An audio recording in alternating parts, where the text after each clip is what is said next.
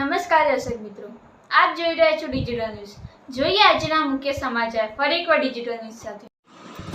વડાપ્રધાન નરેન્દ્ર મોદી શ્રીના માદળ વતન વડનગરમાં ઠેર ઠેર ભરાયા પાણી।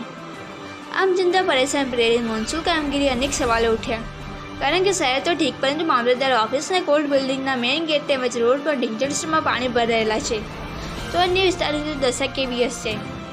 જ્યારે વડનગરથી ખેરાલુ તેમજ સાબરકાંઠા તરફ જવાનો મુખ્ય રોડ હોવાથી અનેક વાહન ચાલકોને ભારે હાલાકીનો સામનો કરવો પડ્યો હતો।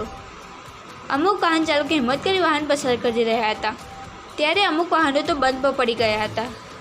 પાણી ભરાવાનું મુખ્ય કારણ વડાપ્રધાનના માદળ વતનના વિકાસના કામો સામે આવી રહ્યા છે, જેમાં જૂના બાંધકામો યથાવત સ્થિતિમાં કરવામાં આવ્યા હતા, જ્યારે હાલના કામોમાં સરકારી હોય અથવા બિલ્ડિંગો દ્વારા બનાવેલી સોસાયટીઓ અથવા કોમ્પ્લેક્સ હોય જેઓ પુરાણ કરી જમીન લેવલથી ઊંચા બાંધકામો થવાથી પણ નીચાણવાળા વિસ્તારમાં પાણી ભરાઈ શકે છે, તો તંત્ર સફાળું જાગી પાણીનો યોગ્ય નિકાલ કરે તેવી લોકમાંગ ઉઠવા પામી છે।